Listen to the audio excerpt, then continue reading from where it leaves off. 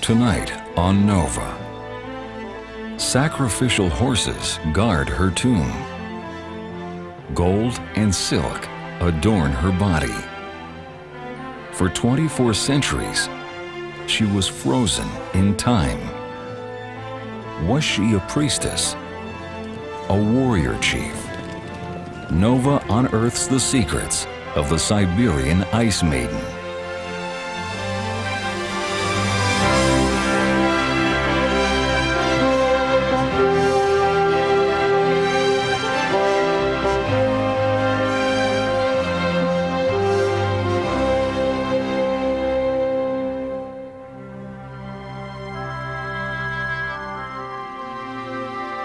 Major funding for Nova is provided by the Park Foundation, dedicated to education and quality television. And by iOmega, makers of personal storage solutions for your computer, so you can create more, share more, save more, and do more of whatever it is you do. iOmega, because it's your stuff. This program is funded in part by Northwestern Mutual Life, which has been protecting families and businesses for generations. Have you heard from the Quiet Company? Northwestern Mutual Life. And by the Corporation for Public Broadcasting and viewers like you.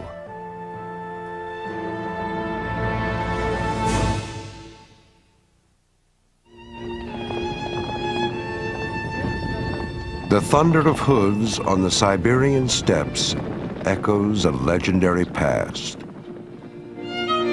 Mounted tribes once ruled these high plateaus, where towering stone monuments reach toward the heavens. Golden treasures from these days are rare and enigmatic, but new finds cast light on a culture cloaked in mystery. Sacrificed animals, valued possessions, and a startling emissary from this age of warriors, a 2,400-year-old woman, frozen in time. But this Ice Maiden will not be left to rest.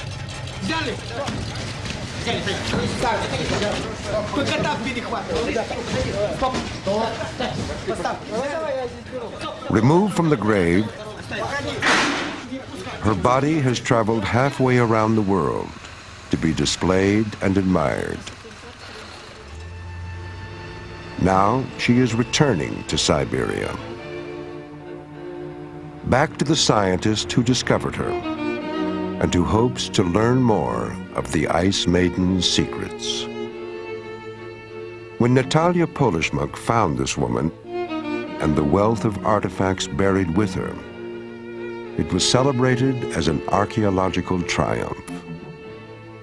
But now, taken from her tomb, the body has sparked passion and controversy among both scientists and the people of her homeland. Few archaeologists had ventured into the rugged Altai Mountains. But in 1993, Natalia Polishchuk was determined to reach the Yukok Plateau, in a remote part of Asia where 4 countries converge. She was drawn by tales of an ancient people called the Pazyryk. The Pazyryk believed that after they died, they would go to a mountain pasture. Yukok seems to me the sort of place where the souls of the Pazyryk would have gathered.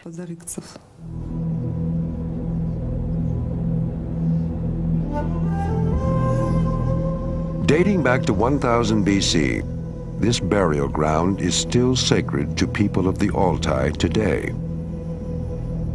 It is a sacrilege to shout here, for it might offend the spirits of the dead, who lie here in tombs called kurgans, marked by mounds of earth and stone. Over the centuries, many of these burial mounds have been looted. Finding an untouched tomb requires a stroke of luck.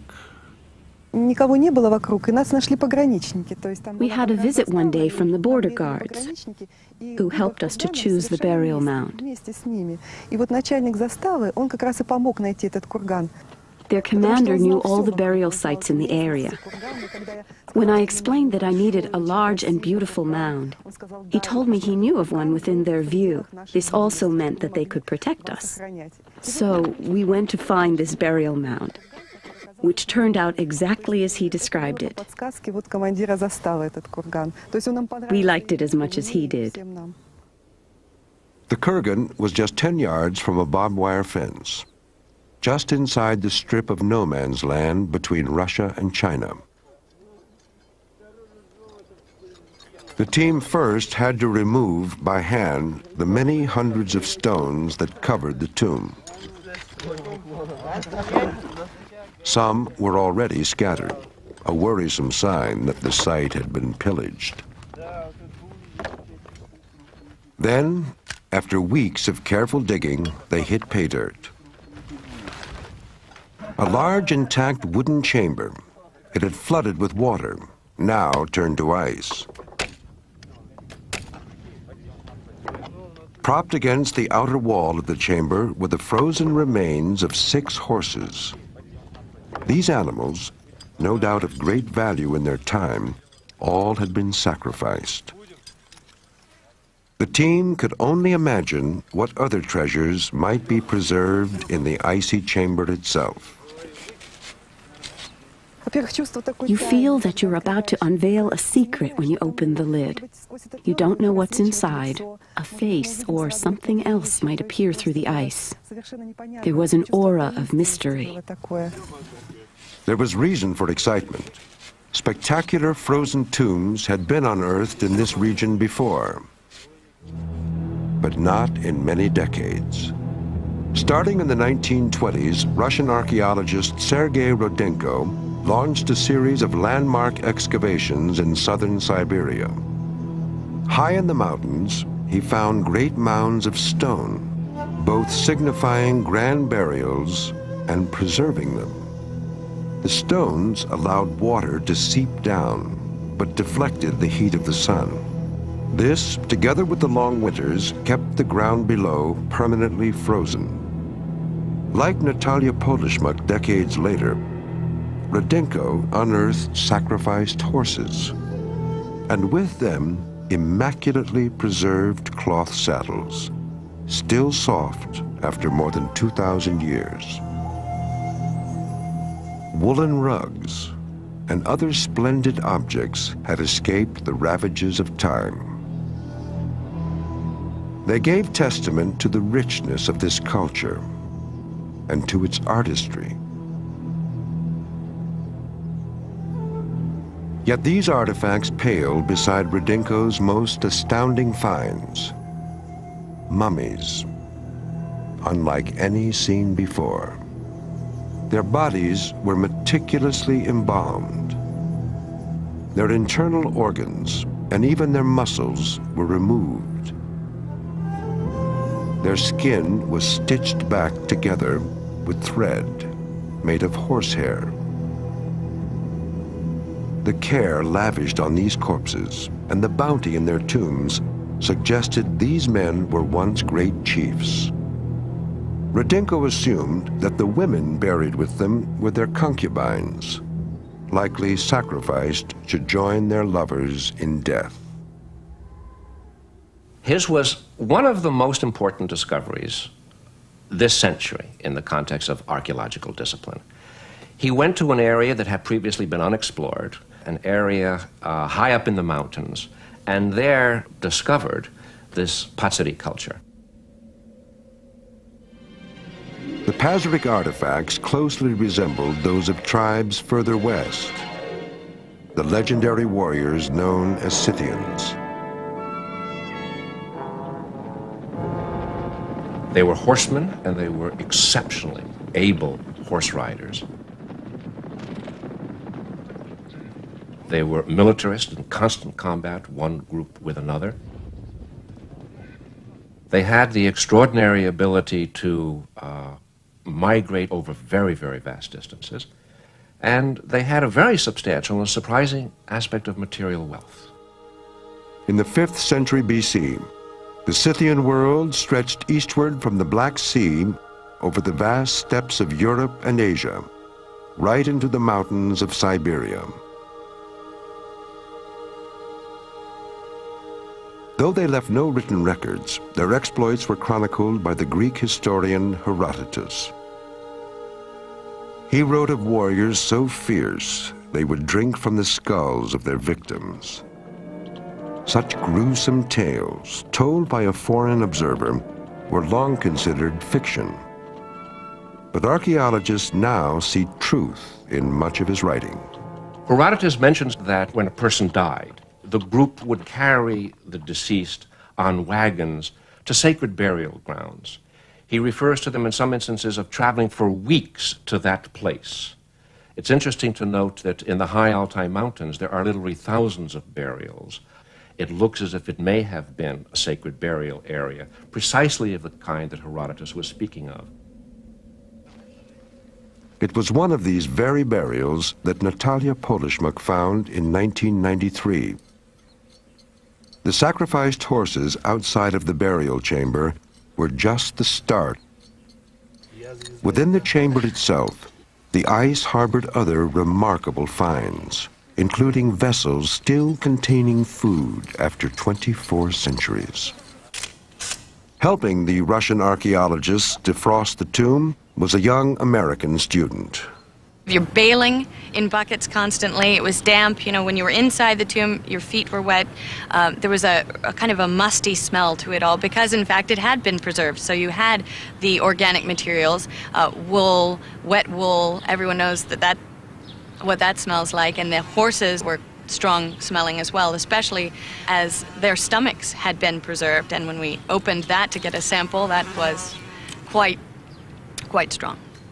What they saw upon reaching the bottom of the chamber was worth every effort.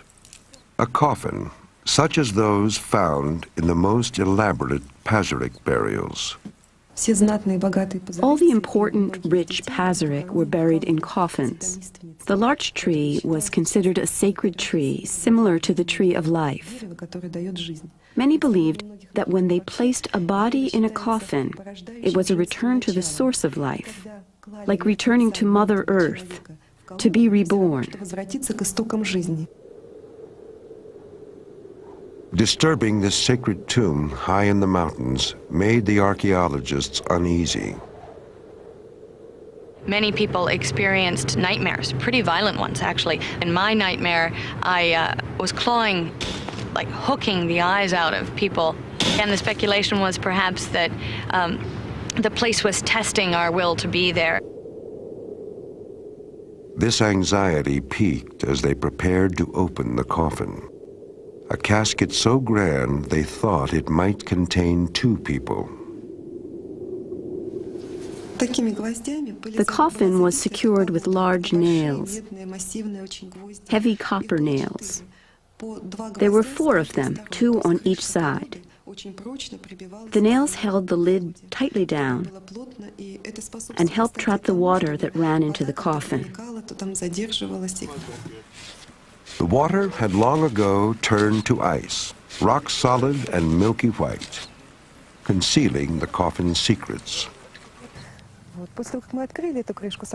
As we opened the lid, we were gripped with excitement because of this aura of mystery surrounding the coffin. But after it was open and we discovered the ice was so opaque we couldn't see through it, we calmed down and got on with our work. The thawing process was undertaken by taking huge drums of water from the nearby lake and heating them up with a blowtorch, and then taking cups of heated water and pouring it very carefully and slowly. That process took quite a while.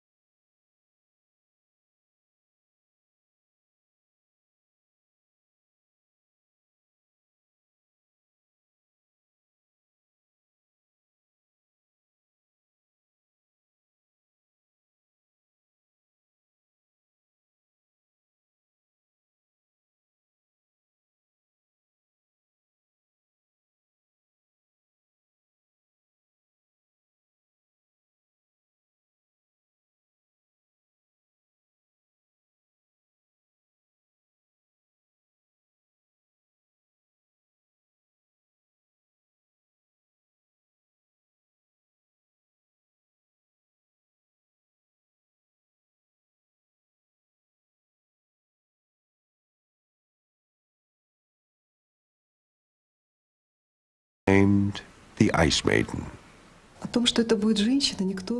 Nobody guessed it would be a woman. It's impossible to know beforehand, but I was hoping it would be a woman, because we had already found a few men's burial sites. A woman's burial site would be very special. She was buried alone, not a mistress or concubine, but a powerful figure in her own right. The soft contours of her body had changed little since she was laid to rest in the 5th century BC. She was lying as if asleep. She was arranged like that intentionally because the Pazyryk believed they never died, but simply passed on to another world. The blanket she wore hid another surprise. We pulled back carefully the clothing, and on her left arm, right thumb, and then again on her left shoulder, there were these amazing tattoos. Creatures just in immediate action poses, and they're in fact twisted oddly at 180-degree angles. They have amazing horns that end in flowers, fantastic creatures.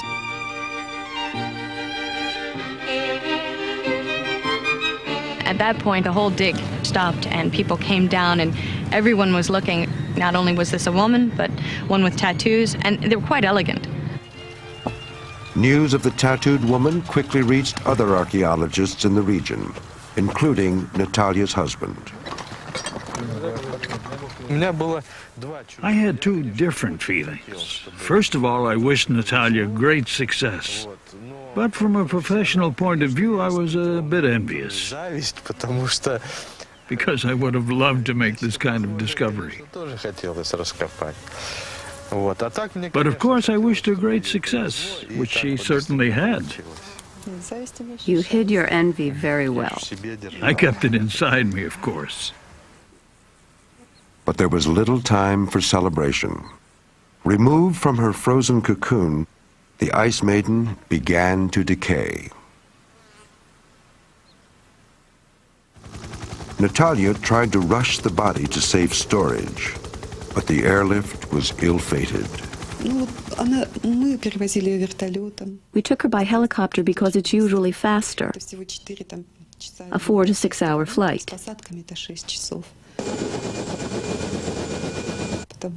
But an engine failed.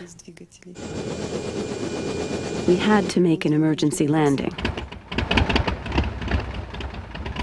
Luckily, nothing happened. No one was hurt, and the body was still intact.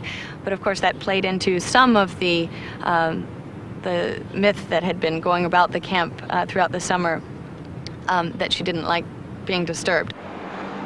Eventually, the Ice Maiden was delivered to Natalia's institute in Novosibirsk.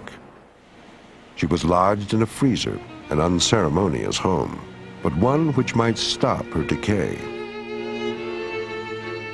The excavation was over, but the quest to understand this Pazyryk woman had just begun. Who was the Ice Maiden? How had she lived? And how did she die?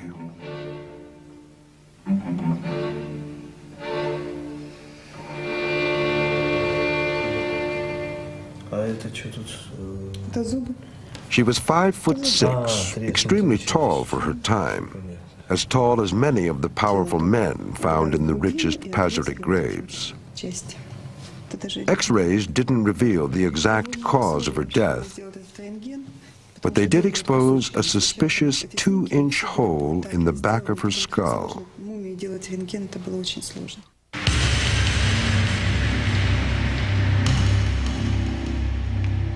To learn more, Natalia turned to a forensic pathologist in Switzerland. Rudolf Haury does 70 autopsies a year, most for criminal investigations. Now he would face an archaeological mystery. Was the Ice Maiden killed by a blow to her skull? Or was her skull damaged later? Bone turns very brittle after death. When struck, it yields distinctive fracture lines. As he would in a homicide trial, Rudolf demonstrates the effect, using a fragile skull from a cadaver.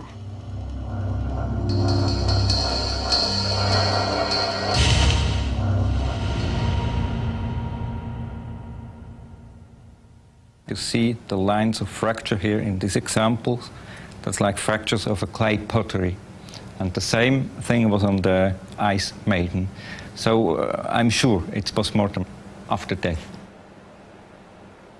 What actually killed her remains a mystery, but the hole in her skull was likely just part of her embalming. The Ice Maiden's brain and other organs which quickly rot were removed soon after death.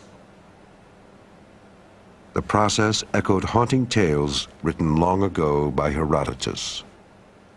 When their king dies, they take up the dead man, having coated his body with wax and cut open his belly and cleaned it and filled it with chopped marsh plants and incense and parsley seed and anise, and sewn it together again. Was this procedure the same for the Ice Maiden? Biochemist Werner Schoch found that in addition to fur and wool, her body was packed with natural preservatives.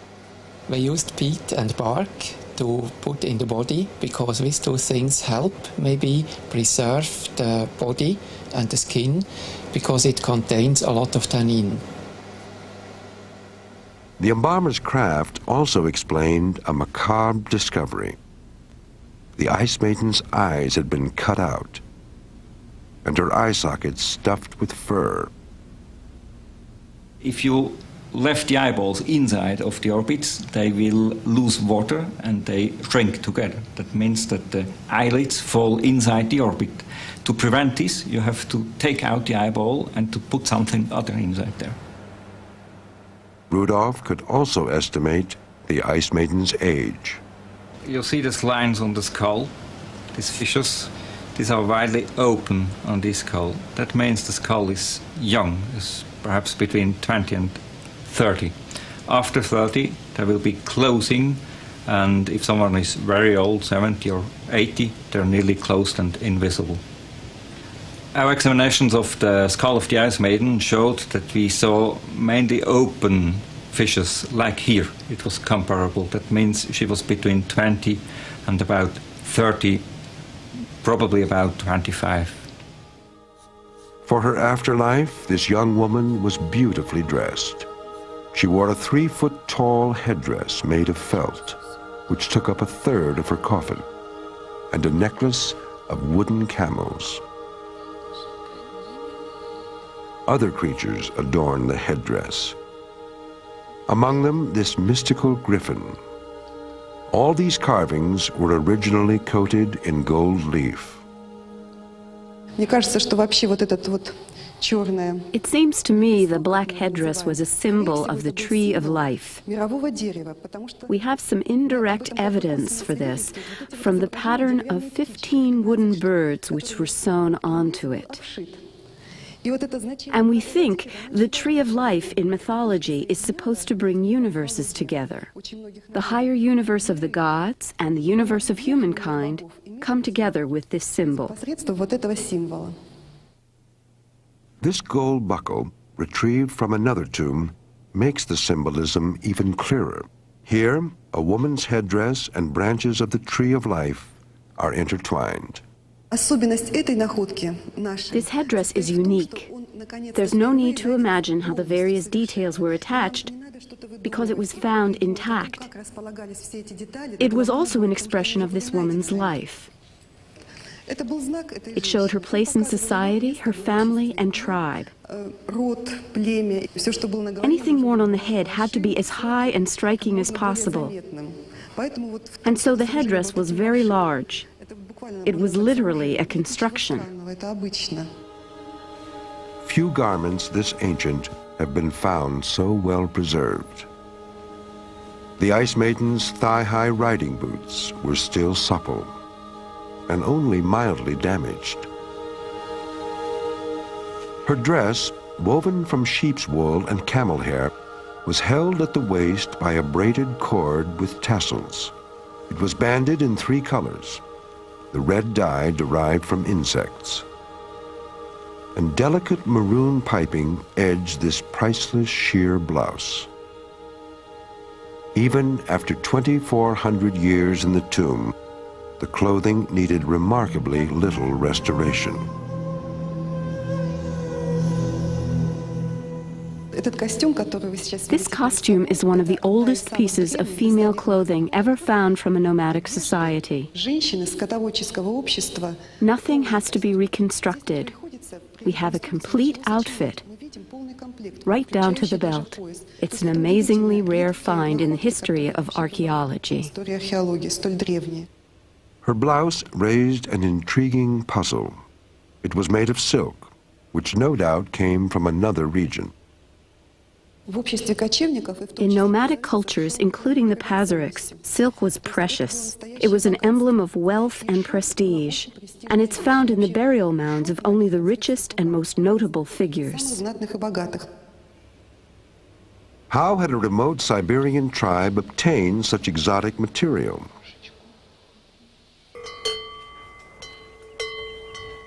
In Switzerland, at an institute known for restoring ancient textiles, researchers examined the Ice Maiden's clothing. They tried to determine where the silk for her blouse originated. There are two types of silk, one from domesticated silkworms and the other from worms that live in the wild. Domestic silk, when magnified, appears to have round fibers.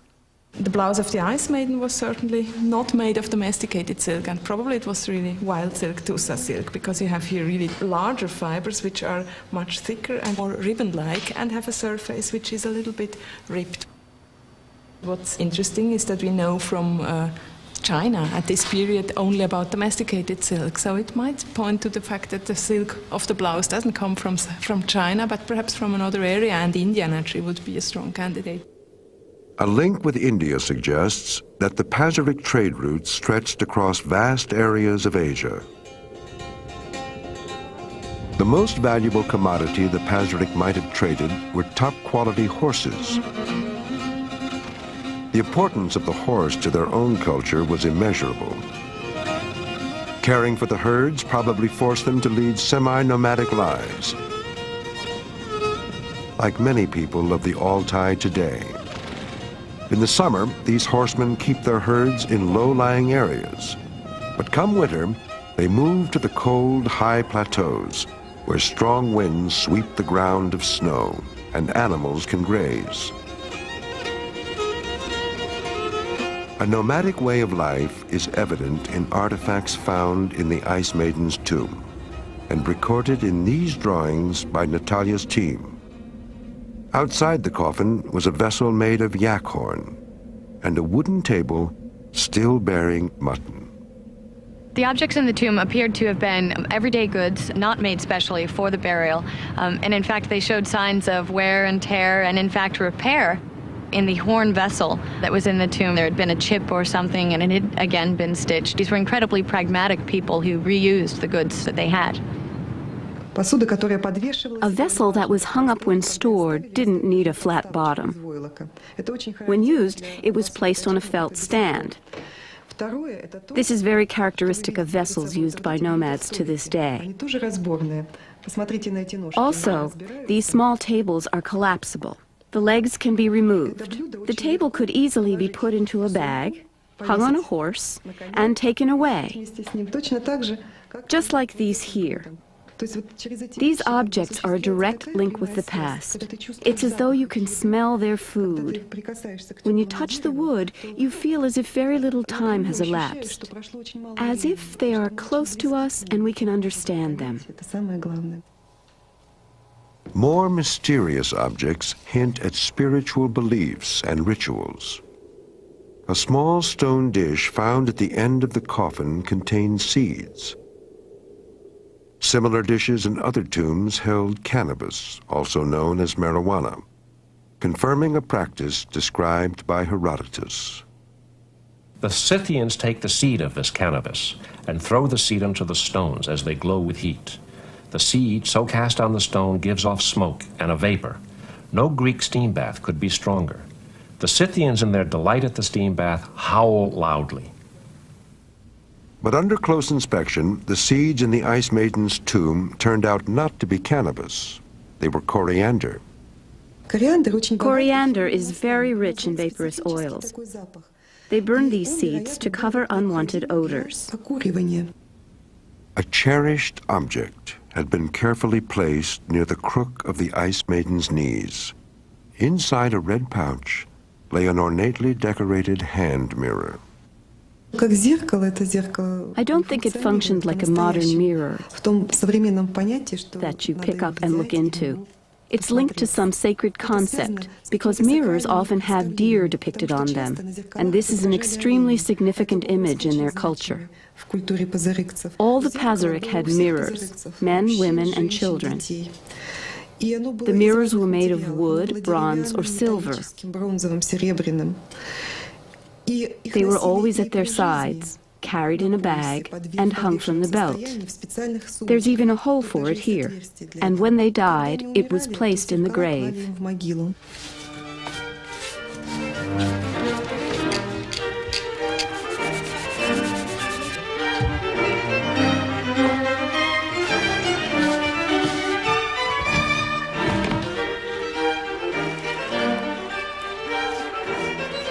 As in other Grand Pazyryk tombs, the Ice Maiden's coffin was carved from the trunk of a single larch tree.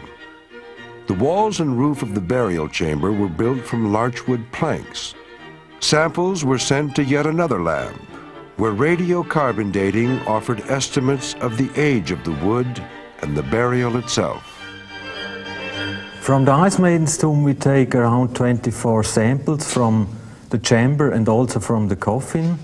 And the dating says that the chamber must be built around 450 before Christ. 450 BC is only a rough estimate, since the radiocarbon test had a 50-year margin of error. It could not discern a possible age difference between the coffin and the outer chamber. To figure that out, Matthias Seifert had to spend countless hours peering down a microscope, measuring tree rings. Each year, a tree grows a different amount, depending on rainfall and other conditions. The amount of each year's growth, marked by a dark band, is similar for all trees in a region.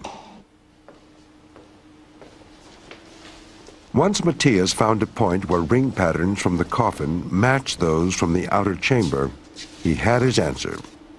The outer chamber wood was cut down 15 years before the tree for the coffin.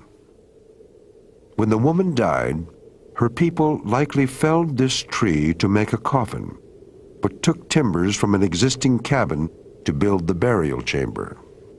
Her everyday belongings, the log walls of the cabin, all evoked an impression of home. Even her 6 horses were waiting outside. The skulls of the horses revealed they were sacrificed, struck down with an axe, and multiple fractures showed that some had not died with the first strike. The horses' teeth, heavily worn, showed that the Pazyryk sacrificed only older animals. The horses also held an unusual clue to the season when the burial took place.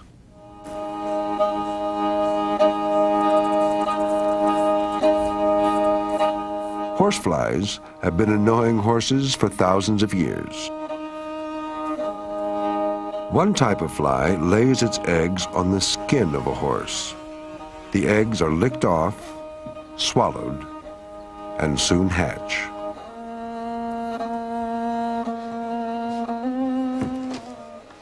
This is the stomach of a horse of the Ice Maiden's grave. When Werner Schoch explored the contents of the stomach, he came across an object that was much larger than the masticated grass.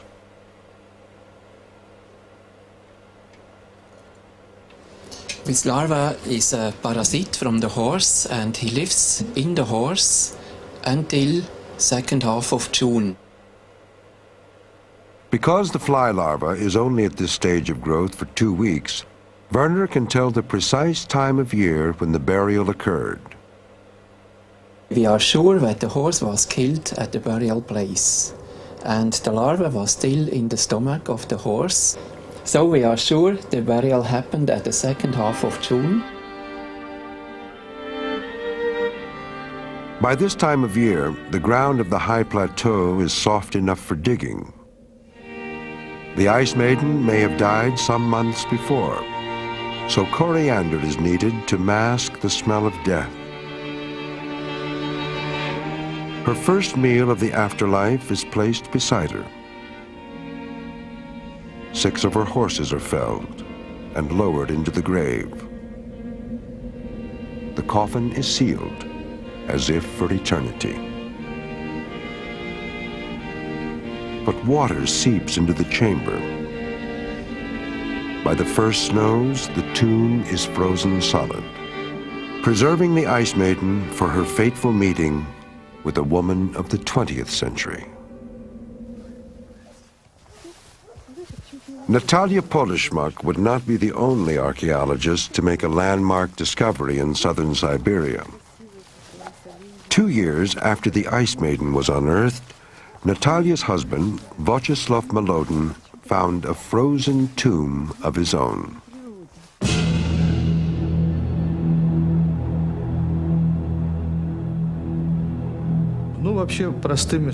It's difficult to express it in words because every archaeologist dreams of finding a burial site like this. I felt absolutely euphoric. It was literally impossible to drag me from that burial site. Even though it was extremely cold and we had to work in icy water up to our knees. An incomparable feeling. The fiercest warriors in these tribes, according to Herodotus, weren't always men. Women, too, charged into battle. He told of women archers who would even cut off a breast in order to draw their bowstring better.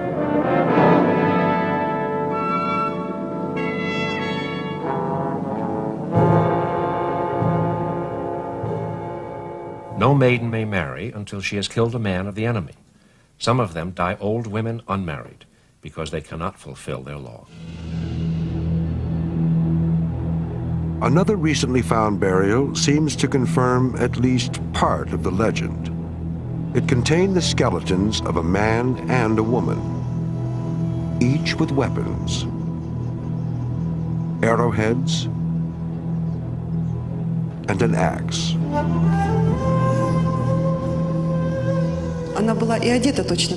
She was dressed exactly like a man. This shows that certain women, probably young and unmarried, could be warriors, literally Amazons. It didn't offend the principles of nomadic society. The Ice Maiden had no weapons with her, so it's doubtful she was a warrior. But her elaborate burial did suggest she was a woman of importance. Now, removed from her grave, her fate lay in Natalia's hands. The fact that I dug her up gives me a heavy responsibility. Although I think the soul is immortal and the body is only a shell, something the Pazyryk believed, it always provokes a feeling of unease, pity, and sadness when you see a once great woman lying there in front of you. And her feelings turned to alarm when Natalia found the Ice Maiden's freezer was faulty. Fungus was growing on her body, and her tattoos were fading. Another journey was launched.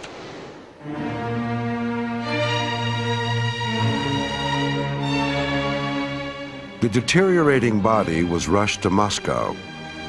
Soviet scientists were expert at preserving dead bodies, especially those of revered communist leaders. Now their techniques would be applied to the Ice Maiden. The Soviet method entails soaking the body in a cocktail of chemicals over several months. This bath is said to preserve a body indefinitely. The treatment halted the Ice Maiden's decline and saved her tattoos. Natalia suspected that these designs marked the woman's role as a spiritual leader. But she needed evidence from other sources to interpret the meaning of the tattoos. Could other images, carved in rock throughout the Altai, provide any clues?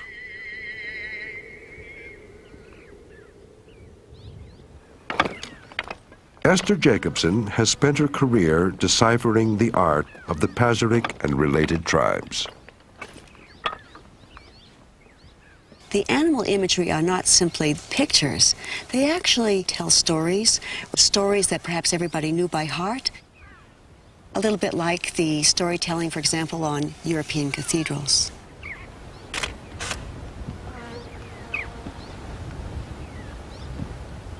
The main carved images are deer, male and female. There's some goats and some felines or wolves, that is, predators and prey. The antlers you can see here, they're very long and elegant, like waves, with these great curls over here. What we have here is a desire to exaggerate what was apparently a very important part of the animal. It's very interesting to try to put the Ice Maiden's tattoos together with the images that we have in rock carvings. The strange thing is, it's very hard, in fact, perhaps impossible to find exactly that tattooed motif. However, the kind of elaborated antlers that we see on that beautiful tattoo in the Ice Maiden certainly seems to be related to the exaggerated antler that we have here. The deer imagery in Pazyryk tombs suggest the animal had spiritual significance. From time to time, the Pazyryk even used elaborate masks to transform their horses into deer.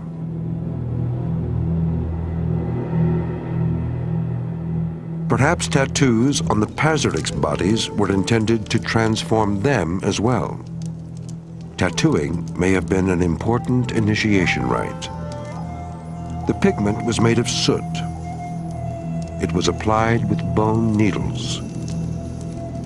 The Ice Maiden's largest tattoo, part deer, part horse, and part goat, may represent a supernatural hybrid.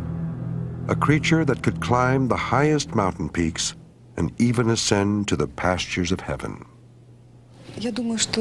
This young woman, buried with such ceremony, with her body covered in tattoos, was no ordinary member of society.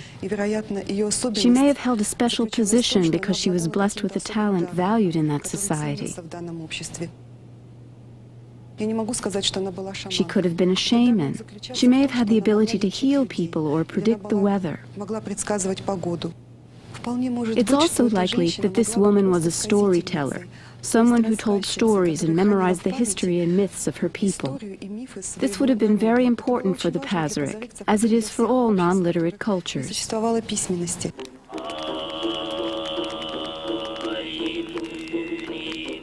The storytellers who recount the Altai epics today have a long history in the region. And performers like this throat singer are held in high regard.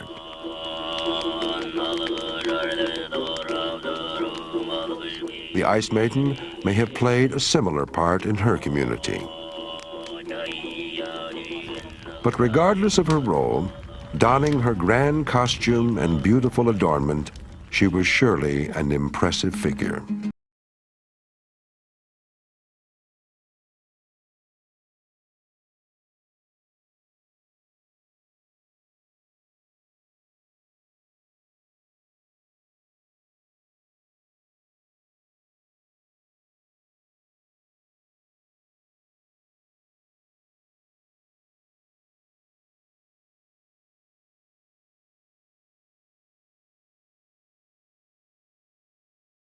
Were happy that these things had been found in our country.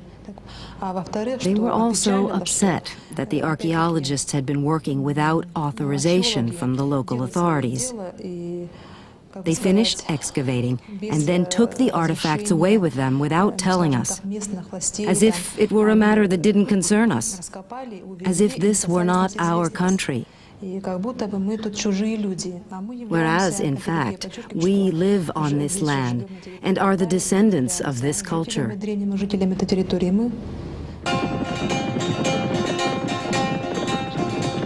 The people of the Altai, who gather at this festival to celebrate their heritage, have reason to identify with the ancient Pazyryk.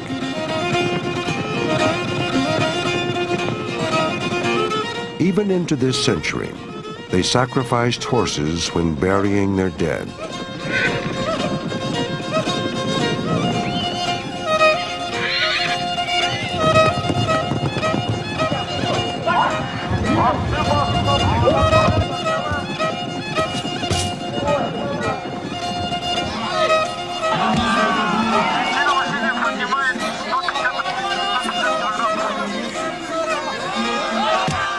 Cultural kinship to the Pazyryk is beyond question. What isn't as clear is whether these modern people are biological descendants of the Ice Maiden's tribe. Russian researchers tried to address the issue using a controversial technique. In this Moscow basement, human faces are reconstructed.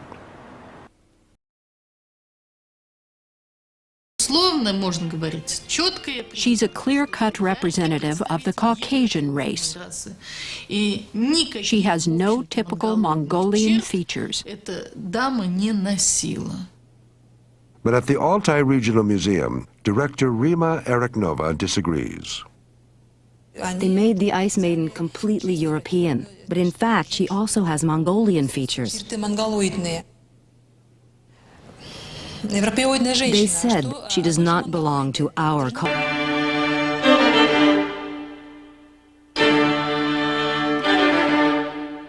The study of race from skulls is obviously enormously complex and a very volatile issue. Today we have a whole battery of scientific approaches to study biological variation. RNA and DNA is perhaps the most precise. It's a new weapon in our artillery to try to determine degrees of biological variation. DNA is now being used to study the Pazyryk. At this lab, genes from ancient tissue are compared with genes from modern-day groups. Research with tissue from a number of burials suggests that the Pazyryk were ethnically diverse. Within even one tribe, some individuals were more European, others more Mongolian.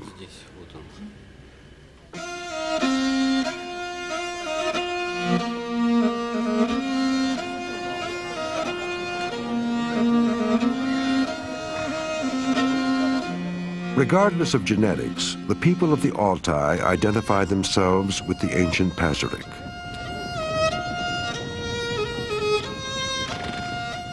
They are bound together by a homeland and a common culture.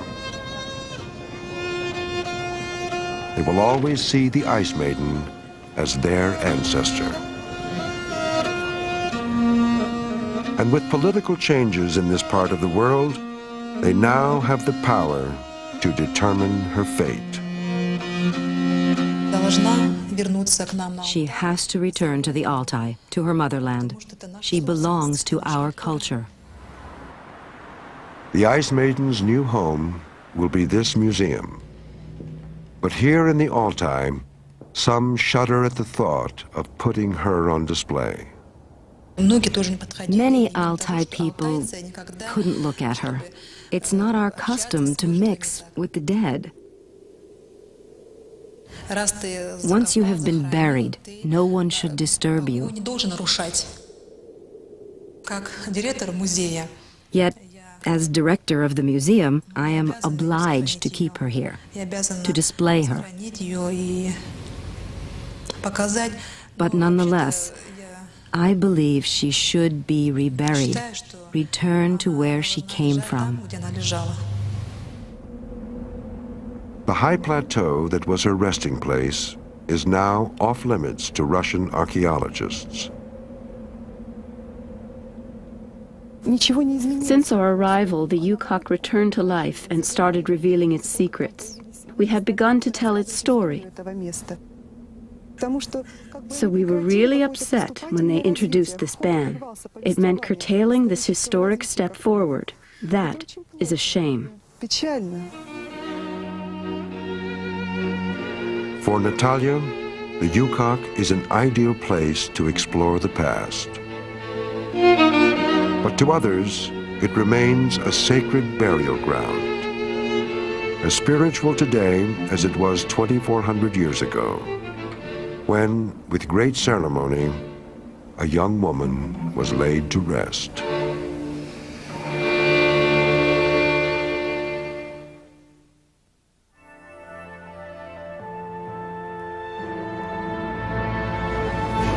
Want more on mummies? Relive the Peruvian expedition as it unfolded day by day. Find out about mummies from around the world. See what it takes to do archaeology high in the mountains, and more on NOVA's website.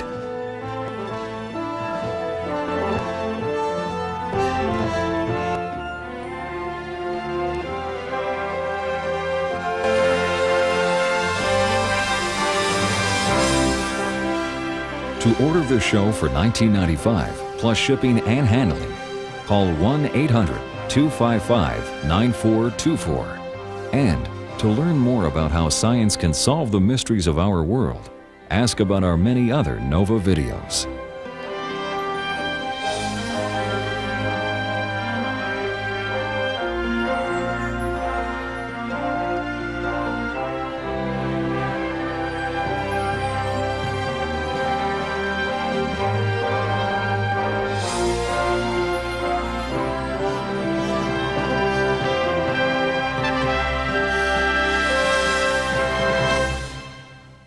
NOVA is a production of WGBH Boston.